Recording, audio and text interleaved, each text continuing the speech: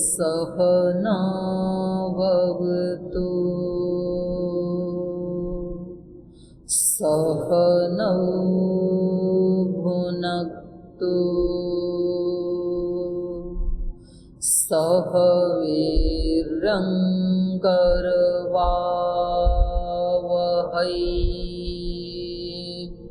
तेजस्विनावधीतमस्तु मा विद्विषावहै।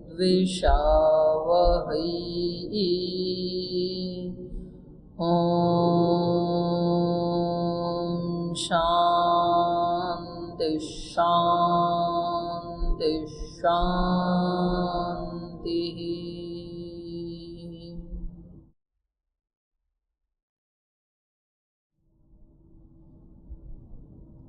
न्याय दर्शन के प्रथम अध्याय का प्रथम आह्निक पढ़ रहे हैं हम, सूत्र नंबर 4।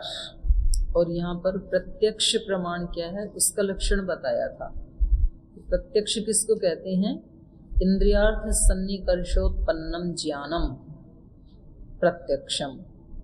इंद्रिय और अर्थ के सन्निकर्ष से जो ज्ञान उत्पन्न होता है उसको प्रत्यक्ष कहते हैं।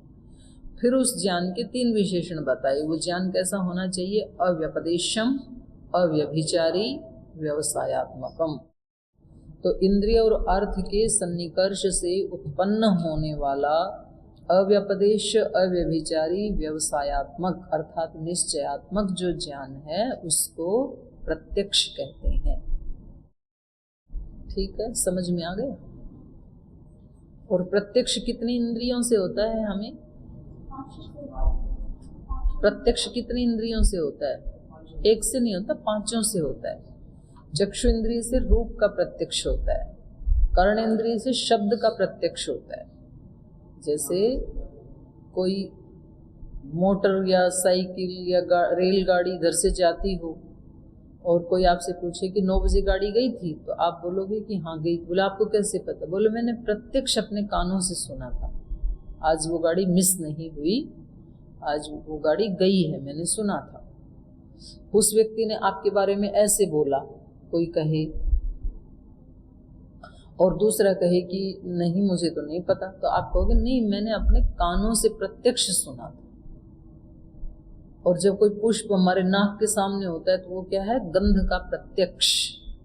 जब कोई रस हमारी जिह्वा पे होता है तो रस का प्रत्यक्ष। जब कोई ठंडी गर्म चीज हमारी त्वचा से लगती है तो स्पर्श का प्रत्यक्ष। ऐसे तो 5 इंद्रियों से ही होता है। लेकिन लोक में केवल चक्षु इंद्रिय से जो किसी रूप का ज्ञान होता है उसी को प्रत्यक्ष कह देते हैं। योगारूढ़ संज्ञा हो गई। ठीक, तो चक्षु वाली बात को ये लेकर के चल रहे हैं, तो वो सभी में लगा लेना चाहिए। प्रमाण क्या होता है वो केवल एक इंद्रिय के बारे में बताएंगे। तो इन्होंने एक प्रश्न उठाया था कि भाई ये जो आपने परिभाषा, ये जो लक्षण बताया है प्रत्यक्ष का, इंद्रिय और अर्थ के सन्निकर्ष से उत्पन्न होने वाला ज्ञान प्रत्यक्ष है, तो इसमें मन का संयोग भी तो करना चाहिए। क्योंकि इंद्रिय जब किसी अर्थ के साथ जुड़ता है, इंद्रिय का माने चक्षु इंद्रिय का संयोग जैसे इस पौधे के साथ हो रहा है, किसी भी वस्तु के साथ हो रहा है, तो उसमें आत्मा और मन भी तो जुड़ा हुआ है। पहले आत्मा मन के साथ युक्त होता है, फिर मन चक्षु इंद्रिय के साथ युक्त होता है, फिर चक्षु इंद्रिय अर्थ के साथ युक्त होता है। तो लक्ष्य में 4 चीजें बतानी चाहिए थी ना, आपने क्या बता दिया? इंद्रिय और अर्थ का संयोग बता दिया। केवल संयोग तो 4 चीजों का होता है, लेकिन तो इन्होंने क्या बताया कि लक्षण में केवल कोई स्पेशल चीज बताई जाती है, कॉमन चीज नहीं बताई जाती है। आत्मा और मन का संयोग तो सभी प्रमाणों में होता है, प्रत्यक्ष में भी होता है, अनुमान में भी होता है, उपमान में भी होता है, शब्द प्रमाण में भी होता है। उस संयोग को तो हटाया ही नहीं जा सकता। तो जो कॉमन लक्षण है उसको विशेष लक्षण बताते समय नहीं कहा जाता, उसका ग्रहण नहीं किया जाता।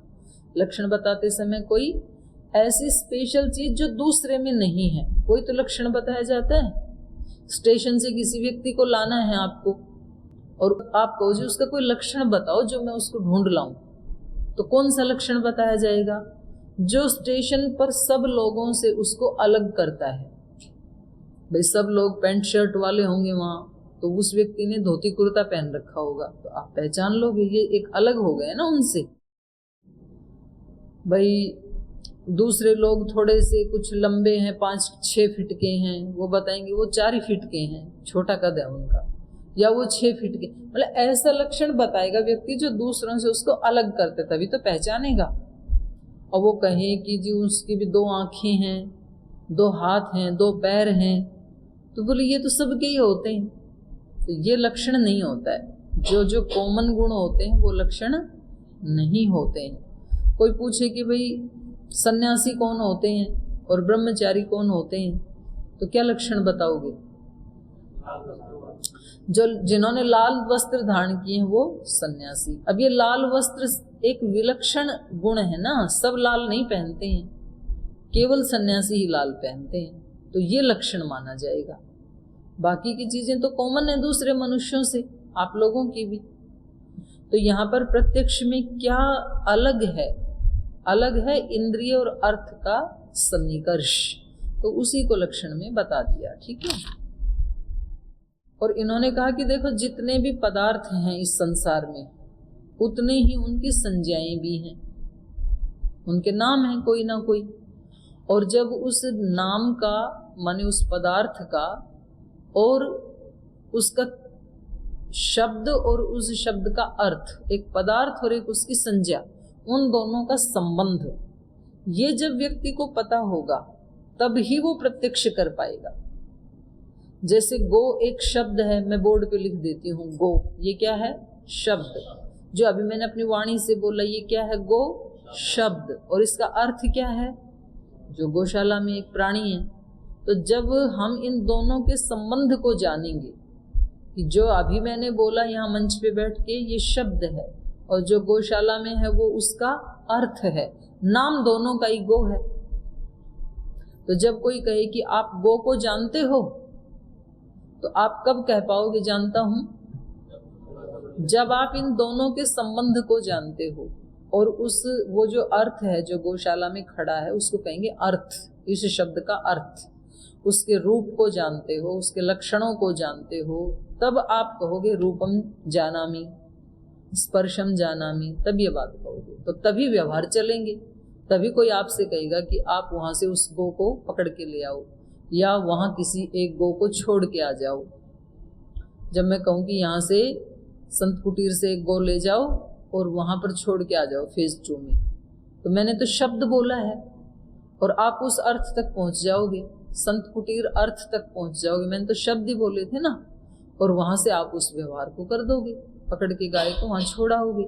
ये कब संभव है? जब आप शब्द और अर्थ के संबंध को जानते हो, तब ये संभव है। ठीक है। आगे ये क्या कह रहे हैं, उसका पहला विशेषण। बोल जी ठीक है, ये तो ठीक है, शब्द और अर्थ के सन्निकर्ष से, संयोग से एक ज्ञान उत्पन्न होता है। जैसे मैंने बोला गो शब्द, और जो वहां संत कुटीर में है वो उसका अर्थ, और वहां आप गए और आपकी चक्षु इंद्रिय का उस पदार्थ के साथ संयोग हुआ, तो आपको ज्ञान उत्पन्न हुआ कि यही गो है। नहीं तो वहां से आप किसी कुर्सी को भी उठा के वहां डाल के आ जाते, वो भी तो पदार्थ है। कुर्सी भी तो देखी ही होगी, वहां पर कोई पत्थर भी देखा होगा, कोई वृक्ष भी देखा होगा। ना कुर्सी को उठा के ले जाते हो, ना पेड़ को उखाड़ के ले जाते हो, किसको ले जाते हो? गो को ही ले जाते हो। वहां जाके आपकी इंद्रिय, चक्षु इंद्रिय का और उस पदार्थ का सन्निकर्ष हुआ, तो एक ज्ञान उत्पन्न हुआ कि ये गो है। लेकिन ये ज्ञान कैसा होना चाहिए? अव्यपदेश्य, किसी का बताया हुआ नहीं होना चाहिए, कहा हुआ नहीं होना चाहिए ये ज्ञान, तब प्रत्यक्ष कहेंगे उसको। ऐसे तो ज्ञान अभी भी उत्पन्न हो ही रहा है आपको। और मैं कहूँ कि इस समय जैसे 11 बज गई तो मैं आपसे कोई प्रश्न पूछे कि आपने गो का प्रत्यक्ष किया था क्या आज 11 बजे, तो क्या बोलोगे? प्रत्यक्ष तो नहीं किया, ज्ञान तो हुआ था आपको। तो कौन सा ज्ञान था ये जो अभी ज्ञान हो रहा है? ये कौन सा ज्ञान है? ये शाब्दिक ज्ञान है। शब्द प्रमाण से तो जान रहे हो, पर इस ज्ञान को प्रत्यक्ष नहीं कहेंगे। इसलिए यहाँ विशेषण लगा दिया कि प्रत्यक्ष उसको कहेंगे जो अव्यपदेश्य हो।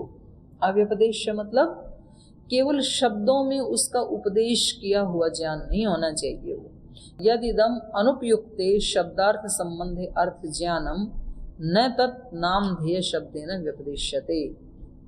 यद इदम जो यह अनुपयुक्ते शब्दार्थ संबंधे प्रयोग न करते हुए, माने उस ज्ञान का प्रयोग न करते हुए, प्रयोग तो तब होगा जब आप संत कुटीर में जाओगे, गो को पकड़ोगे, वहां छोड़ के आओगे।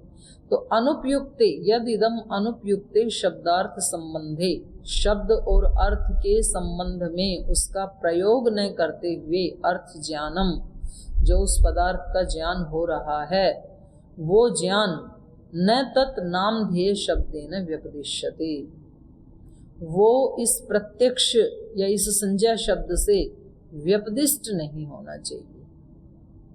वो कहा हुआ ज्ञान नहीं होना चाहिए, व्यपदेश किया हुआ ज्ञान नहीं होना चाहिए, तब उसको प्रत्यक्ष कहेंगे। अव्यपदेश होना चाहिए। गृहीते अपि च शब्दार्थ संबंधे अस्य अर्थस्य अयम शब्दो नामधेयम इति।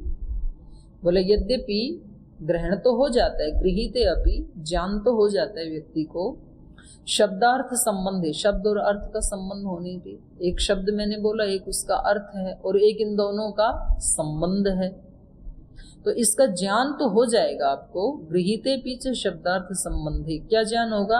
अस्य अर्थस्य अयम शब्द नामधेयम, इस पदार्थ का या इस अर्थ का ये नामधेय है। नामधेय माने संज्ञा। आपको पता है ये एक पदार्थ है, इसकी क्या संज्ञा है? क्या है ये? चश्मे का बॉक्स। एक ये पदार्थ है, इसकी क्या संज्ञा है?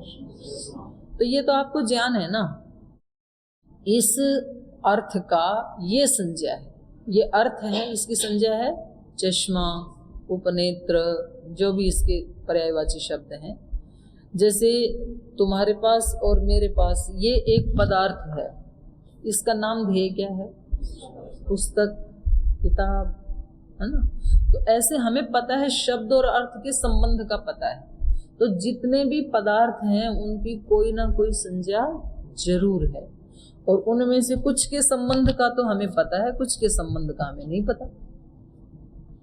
आप यदि विदेश की बात तो छोड़ो, अपने ही देश में यदि दक्षिण भारत में चले जाओ, आप केरल में, तमिलनाडु में, और वहाँ आप किसी सब्जी बेचने वाले या फल बेचने वाले से आपको सेब खरीदना है और उसको इंग्लिश आती नहीं, हिंदी भी आती नहीं, तो क्या कह के मांगोगे कि मेरे को ये दे दो?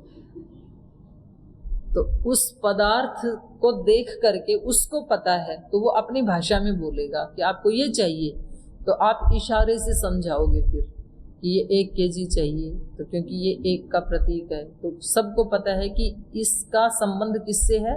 1 के साथ, इसका संबंध 2 के साथ। ऐसे व्यवहार चलते हैं। तो ये कह रही हैं गृहीते अपि शब्दार्थ संबंधे अस्य अर्थस्य अयम शब्दो नामधेयम इति। सबको पता है शब्द और अर्थ के संबंध का कि इस अर्थ का माने इस पदार्थ की ये संज्ञा है। यदा तु सो अर्थो गृह्यते, और जब वो व्यक्ति उस पदार्थ का ग्रहण करता है, तदा तत् पूर्वस्माद अर्थ ज्ञानात् न विशिष्यते। जैसे मैंने गो शब्द बोला तो आपको पता है उसका अर्थ क्या होता है, तो शब्द क्या बोला था? गो। यदा तत् पूर्वस्मात् अर्थ ज्ञानात्, पहले से ही आपको ज्ञान है कि इस शब्द का अर्थ वो है जो गौशाला में खड़ा है, तो उस पहले वाले ही ज्ञान से न विशिष्यते, अलग नहीं होता है। जो ज्ञान आपने यहाँ शब्द का उच्चारण करने से आपके मस्तिष्क में उत्पन्न हुआ है वो ज्ञान, और जब आप साक्षात गौशाला में जाओगे वो ज्ञान, दोनों ज्ञान क्या हैं? एक ही हैं। अभी आपके दिमाग में आ रहा है वो ज्ञान भी वही है, और वहां उस पशु को देख के जो ज्ञान उत्पन्न होगा वो भी वही है। तो क्या दोनों को प्रत्यक्ष कहेंगे? क्या दोनों ज्ञानों को? क्यों नहीं कहेंगे? इस वाला जो ये वाला जो ज्ञान है ये व्यपदेश है, मैं कह रही हूं आपको। वो वाला जो ज्ञान है वो इंद्रिय और अर्थ के सन्निकर्ष से उत्पन्न हुआ है, कि जैसा जैसा क्लास में हमें बताया था वैसा ही हमें मिला है, ये वैसा ही है। तो उस वाले को प्रत्यक्ष कहेंगे, इस वाले को व्यपदेश कहेंगे। अभी कक्षा में बैठ के जो ज्ञान हो रहा है, तो ये प्रत्यक्ष का लक्षण बता रहे हैं कि प्रत्यक्ष उसको कहेंगे जो अव्यपदेश हो, अर्थात इंद्रिय और अर्थ के सन्निकर्ष से उत्पन्न हो, अर्थात वो चीज बिल्कुल सामने हो, आंखों के सामने हो, तब उसको प्रत्यक्ष कहेंगे। तो कह रहे हैं हम सबको पता है कि भाई कोई ना कोई इस शब्द का ये अर्थ है, या इस अर्थ की ये संज्ञा है, इस संबंध के बारे में पता है। और जब हम उस पदार्थ का ग्रहण करते हैं, यदा तो सो अर्थो गृह्यते, जब वो पदार्थ हम ग्रहण करते हैं, तदा तत्पूर्वस्मात् अर्थ ज्ञानात्, तो पहले से ही उस पदार्थ का ज्ञान होने से व्यपदेश आदि के कारण हमें ज्ञान हो गया था, न विशिष्यते। प्रत्यक्ष ज्ञान भी उससे अलग नहीं होता है, विशेष नहीं होता है, वही ज्ञान होता है। तत् अर्थ ज्ञानम तादृग एव भवति, वो जो पदार्थ है और उस पदार्थ का जो ज्ञान है वो वैसा ही होता है जैसा उपदेश में सुना था। तस्य तु अर्थ ज्ञानस्य अन्य समाख्या शब्दो नास्ति, वो जो अर्थ का ज्ञान है उस अर्थ के ज्ञान से अन्य समाख्या शब्द नास्ति, संज्ञा शब्द उससे अलग नहीं है। संज्ञा शब्द क्या था? गो। वो जो संज्ञा शब्द गो था और वो जो गौशाला में अर्थ है वो दोनों एक समान ही है, उनमें कोई भेद नहीं है। तो फिर ये दोनों ही क्या होने लगते? प्रत्यक्ष होने लगते। कक्षा में सुना ये भी प्रत्यक्ष होने लगता, वो भी प्रत्यक्ष होने लगता। तो फिर उसका भेद कर दिया यहाँ न्यायकार ने कि प्रत्यक्ष उसी को मानेंगे जो उस पदार्थ के सामने होने पर ज्ञान उत्पन्न होगा, कक्षा वाले को व्यपदेश मानेंगे। तस्य तु अर्थ ज्ञानस्य अन्य समाख्या शब्दो नास्ति येन प्रतीयमानं व्यवहार कल्पते, माने उस वो जो अर्थ ज्ञान है उससे भिन्न संज्ञा शब्द नहीं है जिससे कि अर्थ की प्रतीति करते हुए येन प्रतीयमानं व्यवहार कल्पते, जिससे अर्थ की प्रतीति करते हुए व्यवहार किया जाता है। गाय के साथ गाय जैसा, गाय को खाना खिलाने के लिए बोला जाए तो आप खाना खिलाओगे, ले जाने के लिए बोला जाए तो ले करके जाओगे। तो वो जो व्यवहार किया जाता है उस पदार्थ के साथ वो वैसा ही होता है जैसा कि कभी व्यपदेश में हमने सुना था। न च अप्रतीयमानेन व्यवहार है, क्योंकि प्रतीयमान ही ना हो तो व्यवहार भी नहीं हो सकता है। जो व्यपदेश दिया था हमें कक्षा में, अगर उससे कोई भी ज्ञान उत्पन्न नहीं होता तो व्यवहार भी नहीं कर सकते थे। व्यवहार कब हो सकता है? प्रतीयमान के साथ ही व्यवहार हो सकता है। जैसे मैंने बताया ना कि जो आप दूसरे किसी प्रांत में जाओगे तो आपको उन शब्दों की और उन अर्थों के संबंध की प्रतीति ही नहीं है, तो आप व्यवहार नहीं कर पाएंगे। तस्मात् जेयस्य अर्थस्य संज्ञा शब्देन इति करणयुक्तेन निर्दिश्यते, इसलिए कह रहे हैं तस्मात् जेयस्य अर्थस्य, जो जेय पदार्थ है जिसको हमें जानना है, उस पदार्थ के बारे में, उस पदार्थ का संज्ञा शब्देन, संज्ञा शब्द के साथ इति करण युक्तेन, इति लगा करके, इति करण से युक्त करके, इति करण युक्तेन निर्दिश्यते, निर्देश किया जाता है। कैसे? रूपम इति ज्ञानम, ये रूप है ऐसा ज्ञान हो रहा है, तो रूप के साथ क्या लगा दिया? इति। गो इति, अश्व इति, रस इति, ऐसे इति करके रूपम इति ज्ञानम, रस इति ज्ञानम। तो इस प्रकार से उसका ज्ञान कराया जाता है। तदेवं अर्थ ज्ञान काले न समाख्या शब्दों व्याप्रियते। तो कह रहे हैं इस प्रकार जो अर्थ का ज्ञान करवाया जा रहा है व्यपदेश देते समय, उपदेश देते समय, स वह ज्ञान न समाख्या शब्दों व्याप्रियते, वह ज्ञान समाख्या शब्द न व्याप्रियते, माने उसमें इस प्रत्यक्ष शब्द की प्रवृत्ति नहीं होगी। अभी जो ज्ञान करवाया जा रहा है इस ज्ञान की प्रवृत्ति प्रत्यक्ष शब्द में इसकी न व्याप्रियते, व्याप्ति नहीं होगी, इसको प्रत्यक्ष नहीं कहेंगे। व्यवहार काले तो व्याप्रियते, लेकिन जब आप व्यवहार करोगे तब तो इस ज्ञान को वहां पर प्रयोग करोगे। आपकी कक्षा में ऐसे ऐसे प्राणी को गाय बताया था, तो इस ज्ञान को वहां पर जाके आप लागू करोगे और उस पदार्थ को वहां से उठा करके जैसे आपको बताया वैसा व्यवहार कर लोगे। तस्मात् अशाब्दर्थम अशाब्दम अर्थ ज्ञानम, तस्मात् इसलिए अशाब्दम अर्थ ज्ञानम, जो शाब्दिक अर्थ ज्ञान नहीं है बल्कि कैसा है, अशाब्द अर्थ ज्ञानम, अर्थात गौशाला में खड़े होकर के जो ज्ञान हो रहा है वो ज्ञान कैसा है, अशाब्द अर्थ ज्ञानम। तस्मात् अशाब्द अर्थ ज्ञानम इंद्रिय अर्थ सन्निकर्षोत्पन्नम इति प्रत्यक्षम। इसलिए जो ज्ञान हमें अशाब्द नहीं हो रहा है, अशाब्द अर्थ ज्ञानम, शब्द और उस शब्द का जो अर्थ बताया जा रहा है, ऐसे कक्षा में बैठ के कोई व्यपदेश कर रहा है, वो अर्थ, वो जो ज्ञान है वो प्रत्यक्ष नहीं कहलाएगा बल्कि इंद्रियार्थ सन्निकर्षोत्पन्नम इति, इंद्रिय और अर्थ के सन्निकर्ष से उत्पन्न होने वाला जो ज्ञान है उसी को प्रत्यक्ष कहेंगे। प्रतीयमान व्यपदेश मतलब जो व्यपदेश करने पर प्रतीत हो रहा है, प्रतीति होने पर, व्यपदेश करने पर भी प्रतीति तो होती है ना एक ज्ञान की, पर उसको प्रत्यक्ष नहीं करेंगे। ज्ञान तो है वो भी, पर वो ज्ञान कैसा है, शाब्दिक ज्ञान है वो।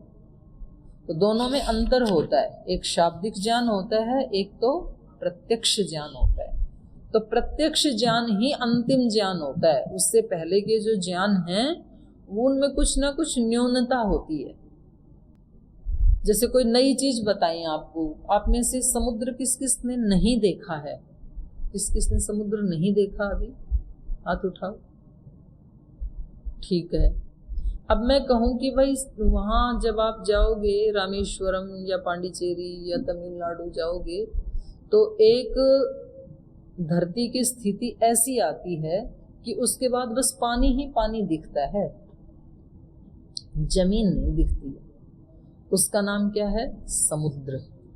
तो अब आपके मन में एक ज्ञान उत्पन्न हुआ, क्या ज्ञान उत्पन्न हुआ कि भाई हमने अपने गांव में एक पानी का जोहड़ देखा था, वो पानी होता है, तो लगता है उस जोहड़ से हजारों गुना पानी होता होगा। एक कल्पना कर रहे हैं ना आप कि यहाँ जमीन समाप्त हुई और आगे क्या है, पानी ही पानी। तो एक ज्ञान उत्पन्न हो गया ना, और फिर आपको वहां पे भेज दिया।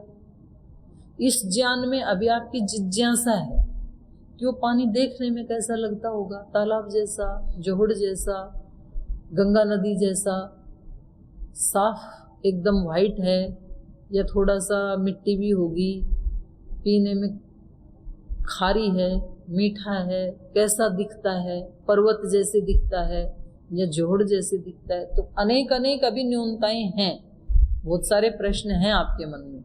और जब आप यहाँ से जाके समुद्र के किनारे ही खड़े हो गए तब सारी जिज्ञासाएं खत्म, जैसा भी है वो आपके सामने है, प्रत्यक्ष। तो इसको कहेंगे प्रत्यक्ष ज्ञान। आपकी चक्षु इंद्रिय और उस पदार्थ का जब सन्निकर्ष हो गया, संयोग हो गया उस जल के साथ आपकी आंखों का, और उस समय आपको जो ज्ञान हुआ कि समुद्र ऐसा होता है, उसको कहेंगे प्रत्यक्ष। तो इसलिए इन्होंने क्या कहा, व्यपदेश नहीं होना चाहिए वो ज्ञान, उसको प्रत्यक्ष कहेंगे। दूसरा विशेषण था अव्यभिचारी होना चाहिए। तो क्या ज्ञान व्यभिचारी भी होता है क्या? बोले हाँ बिल्कुल होता है व्यभिचारी। कैसे? व्यभिचारी मतलब बदल जाना, और लोक में भी व्यभिचारी उसी को ही कहते हैं जिसका एक ज्ञान नहीं रहता है। ये ही मेरी पत्नी है या पति है या मेरी भाई है या बहन है, ज्ञान बदल जाता है, उसी को तो कहते हैं व्यभिचारी। तो ये संस्कृत का शब्द है। तो यहाँ पर भी जो प्रत्यक्ष ज्ञान उसको कहेंगे जो व्यभिचारी ना हो, मतलब बदले नहीं कभी। आपने जब समुद्र को देख लिया तो अब ये ज्ञान आपका कभी बदलेगा नहीं, उसमें चेंज नहीं आएगा, तो वो प्रत्यक्ष कहा जाएगा। अगर उसमें चेंज आ जाता है तो प्रत्यक्ष नहीं कहा जाएगा फिर उसको। कैसे? ये उदाहरण दे रहे हैं। ग्रीष्मे मरीचयो भौमेन उष्मणा संसृष्टा स्पंदमाना दूरस्थस्य चक्षुषा सन्निकृष्यन्ते। ग्रीष्मे, ग्रीष्म ऋतु में, मरीचयः सूर्य की किरणें, भौमेन भूमि के, उष्मणा ऊष्मा के साथ, संसृष्टा संलग्न होती। गर्मी में धरती भी गर्म और ऊपर से सूर्य की किरणें भी गर्म, और उन दोनों का संसृष्टा संयोग होता है। तो फिर क्या प्रतिक्रिया क्या होती है? संसृष्टा स्पंदमाना दूरस्थस्य चक्षुषा सन्निकृष्यन्ते। जब वो धरती से टकरा के, धरती भी गर्म है, किरणें भी गर्म हैं, तो धरती से टकरा के जब वापस जाने लगती हैं तो एक ऊष्मा सी वो उठती है वहां पर।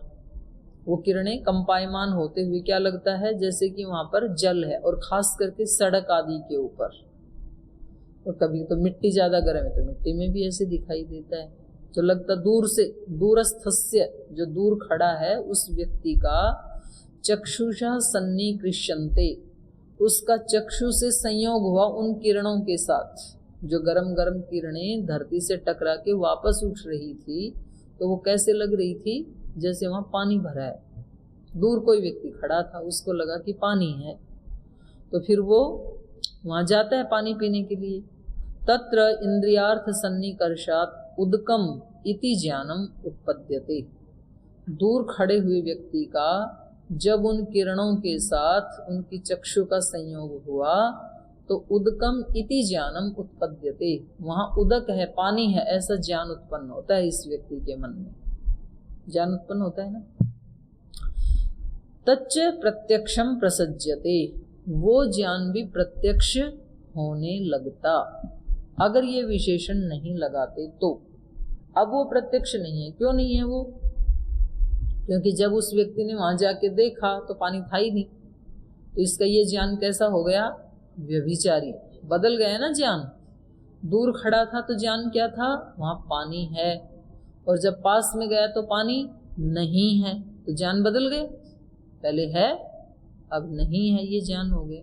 तो ये तो ज्ञान व्यभिचारी हो गया, तो इसको प्रत्यक्ष नहीं कहेंगे।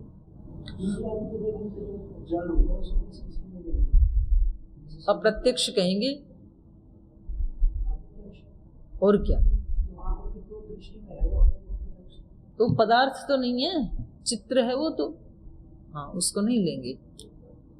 तत्र इंद्रियार्थ सन्निकर्षाद उदकम इति ज्ञानम उत्पद्यते तच्च प्रत्यक्षम प्रसज्यते, ये भी प्रत्यक्ष होने लगता। इत्यतः आह, इसलिए यहाँ सूत्र में कहा अव्यभिचारी इति। ज्ञान कैसा होना चाहिए? अव्यभिचारी। तो दो विशेषण सार्थक हो गए। अव्यपदेश होना चाहिए, अव्यभिचारी होना चाहिए। अब व्यभिचारी और अव्यभिचारी क्या होता है उसकी परिभाषा दे रहे हैं। यद अतस्मिस्तद इति तद व्यभिचारी। अतस्मिस्तद व्याकरण का शब्द है ये। अतस्मिस्तद मतलब जो जैसा नहीं है वैसा दिखे। अतस्मिस्तद जो वस्तु वैसी नहीं है वो उसमें वैसा ज्ञान होना। जैसे वहां सड़क के ऊपर पानी है नहीं और गर्मी के कारण पानी दिखे, उसको क्या कहेंगे? अतस्मिस्तत्। अतस्मिस्तत् में तस्मिस्तत् का ज्ञान होना। तस्मिस्तत् मतलब जो वास्तव में कोई जोहड़ है, तालाब है, और दूर से पानी दिखता है और पास जाके भी पानी मिलता है, तो ये क्या है? तस्मिस्तत्। और पहले वाला क्या है? अतस्मिस्तत्। यद अतस्मिस्तद इति तद व्यभिचारी, जो वस्तु जैसी है नहीं और वो वैसी दिखे उसको कहते हैं व्यभिचारी, क्योंकि पास में जाने पर वो वैसी मिलेगी नहीं, तो उसी को व्यभिचारी कहते हैं।